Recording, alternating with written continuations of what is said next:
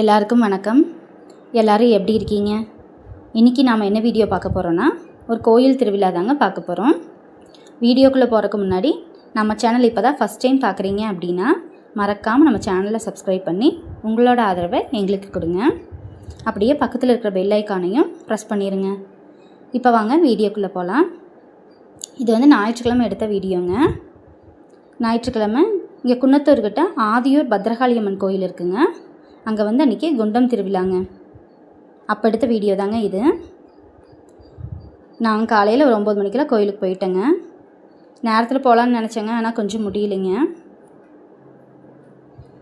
அப்போவே பார்த்தீங்கன்னா கோயிலில் நிறைய கூட்டம் இருந்ததுங்க. சாமியை பார்க்குறக்கு லைனில் நிறைய பேர் நின்றுருந்தாங்க. இது வந்து ரொம்பவுமே சக்தி வாய்ந்த அம்மனுங்க. இங்கே பாருங்கள், குண்டத்துக்கிட்டேயும் எவ்வளோ லைன் நிற்கிறாங்கன்னு. அன்றைக்கிங்க ரொம்ப வெயிலாக இருந்ததுங்க. ஆனால் இந்த குண்டத்தை சுற்றி வர இடத்துல ஒரு துளி கூட சூடே தெரியலைங்க. நமக்கு சாதாரணமாக இருக்க மாதிரி தாங்க இருந்தது.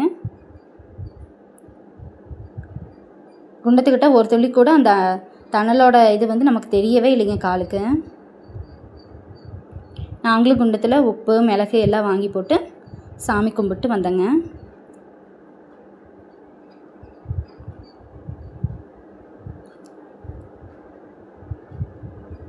இந்த துணி மாலை இதெல்லாம் பார்த்திங்கன்னா சாமிக்கு வாங்கி போடுவாங்க. நாங்களும் சாமி கும்பிட்டு அப்படியே வெளியே வந்து கொஞ்சம் நேரம் கடகணியெல்லாம் வேடிக்கை பார்த்துட்டு கிளம்பிட்டேங்க. இன்னும் கொஞ்சம் நேரம் அங்கேயே இருக்கலாம் தாங்க நினச்சோம். அதுக்குள்ளே பார்த்திங்கன்னா வெயில் ரொம்பங்க, நிற்கவே முடியல, ரொம்ப வெயிலாக இருந்தது. சரின்னு அப்புறம் நாங்கள் கிளம்பிட்டேங்க. தூரியெல்லாம் கூட நிறைய இருந்ததுங்க. ஈவினிங் டைம் போயிருந்தால் இன்னும் நல்லா இருக்குங்க பார்க்குறக்கு நிறையா.